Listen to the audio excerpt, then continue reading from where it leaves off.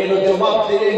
আল্লাহ বলে ফেরেশতারা উসকুত চুপ হয়ে যাও, আমি আমার বান্দার অপেক্ষায় 70 থেকে 72 বছর অপেক্ষায় ছিলাম, আমার বান্দা কবে জানি ডাক দিবে আর আমি আল্লাহ জবাব দিব। সুবহানাল্লাহ।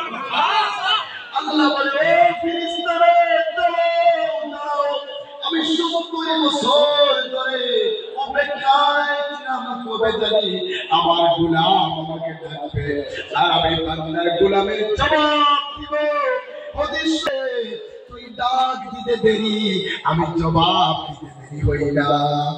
বান্দা যখন আল্লাহর কাছে আসলো, আল্লাহ বলে হে আদম হুয়া খায়রুম মিন্নি, ও গোলাম আমার থেকে অন্য কাউকে ভালো পেয়ে গেল নাকি? ইলা মান তালতাবিত ইলা মান, আমাকে কেন ভুলে গেল বান্দা? হুয়া খায়রুম মিন্নি, আমি আল্লাহ থেকে তোমার ভারী ভালো নেই, আমি আল্লাহ থেকে তোমার ঘর দরজা ভালো নেই। হুয়া খায়রুম মিন্নি, কেন আমাকে ডাকো না বান্দা? আমি তোমার অপেক্ষায় আছি, আমি তোমাকে ক্ষমা করার দেওয়ার জন্য অপেক্ষায় বসি। সুবহানাল্লাহ। আল্লাহ এক পর্যায়ে বলছে তুসাহিবিনি ইউসাহিবুকা, বান্দা আমাকে তুই বন্ধু বানা, আমি তোর বন্ধুত্বের জন্য অপেক্ষায় আছি। কোন সুবহানাল্লাহ। তুসাহিবিনি ইউসাহিবুকা, ও গোলাম আমাকে বন্ধু বানা, আমি তোর বন্ধুত্বের অপেক্ষায় বসে আছি, কবে জানি আমি তোর বন্ধু হয়ে যাব। সুবহানাল্লাহ। আলা জালিসু মান যাকারানি, এক সময় এমন হবে গোলাম বসে জিকির করবে, আলা জালিসু আমি তোর পাশে বসে যাই তোর জিকির শোনার জন্য। তুই যখন তোর বাবা তোর সন্তান যেন আব্বা বলে ডাকবে, তোর কলিজা ঠান্ডা হয়ে যায়। আমার সন্তান নাই, আমার স্ত্রী পুত্র পরিবার নাই, লাম ইয়াত্তাখিজ সাহিবাতাও ওয়ালা ওয়ালাদা, আমি এমন আল্লাহ, আমার না বউ আছে, আমার না সন্তান আছে, আমার না ভাই আছে, না আমার পুত্র পরিবার আছে, একমাত্র আদরের গোলাম তুই। তুই যখন ডাক দিবে আমি আল্লাহ এত মজা করে শুনি, আনা জানিস তোর পাশে বসে যাই। সুবহানাল্লাহ।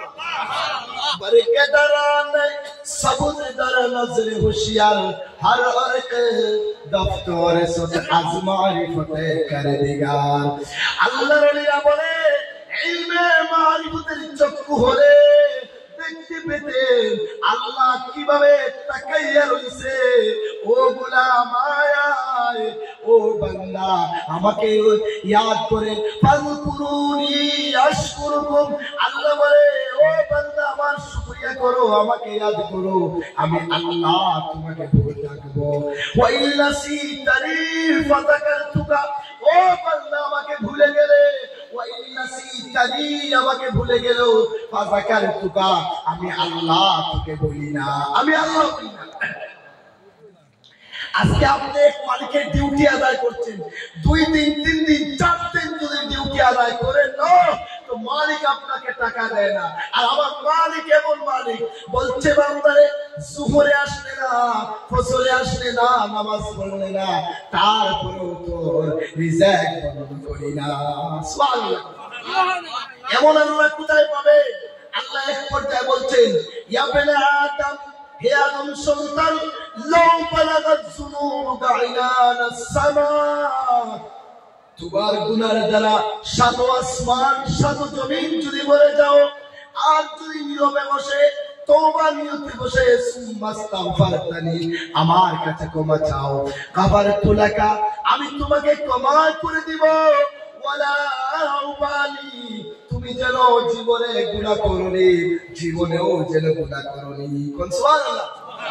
এক পর্যায়ে আল্লাহ নবী বলে যখন মানুষের দাড়িগুলো পেকে যায়, সাদা হয়ে যায়, ওই সময় দাড়ি সাদা দাড়িওয়ালা যখন হাত তুলে আমার আল্লাহ ফেরেশতাদেরকে বলে তার দোয়া ফিরিয়ে দিও না, আমার বান্দা ভুল বুঝেছে, আমার বান্দা সাদা দাড়ি হয়ে গেছে, তার দোয়া ফিরাইয়া দিতে আমি আল্লাহর লজ্জা বোধ হয়। সুবহানাল্লাহ, আলহামদুলিল্লাহ, আল্লাহু আকবার। এই জন্য আল্লাহর মহব্বতে বসুন। আল্লাহ, আমি তো বলি এক জায়গায় এসে আল্লাহ আপনার আমার কানে ধরে আপনার আমাদেরকে ভালো করে নিপুণভাবে বোঝানোর জন্য বলছে, ইয়া আইয়ুহাল ইনসান। গলাটা একদম বসে গেছে, মানে কথা বের হচ্ছে না। আল্লাহ বলছে ইয়া আইয়ুহাল ইনসান, হে মানব মণ্ডলী, মানব গোষ্ঠী, মা গররাকা বিরাব্বিকাল কারীম, বলো তোমাদেরকে কে ধোঁকা দিয়েছে, কাকে পেয়ে কার ধোঁকায় পড়ে রব্বে কারীমকে ভুলে গেলা। মা গররাকা, কে তোমাকে ধোঁকা দিল, কার ধোঁকায় পড়ে আমি রব্বে কারীমকে ভুলে গেলাম। মা গররাকা বিরাব্বিকাল কারীম ফি আইয়ি সূর আল্লাযী খালাকাকা ফাসাওয়াকা ফাআদালাক। একটাবার চিন্তা করে দেখো বান্দা, আমি আল্লাহকে ভুলে যাওয়ার কোনো প্রশ্ন আসে না, আমি আল্লাহ থেকে দূরে যাওয়ার প্রশ্ন আসে না। আল্লাযী খালাকাকা ফাসাওয়াকা ফাআদালাক, দেখো তোমার অঙ্গের দিকে তাকাইয়া এত সুন্দরভাবে এত নিপুণভাবে তোমাকে সৃষ্টি করেছি, তারপরেও কিভাবে ভুললে বান্দা। যেমন ভাবে বানাইলে তোমাকে সুন্দর লাগে ওইভাবে বানাইলাম। বল বান্দা, জবাব দে, তোর একটা চক্ষু যদি কপালে একটা চক্ষু পিঠিতে দিতাম ভালো লাগতো ভাই? বলুন ভালো লাগতো? আল্লাহ বলে, ওরে বান্দা,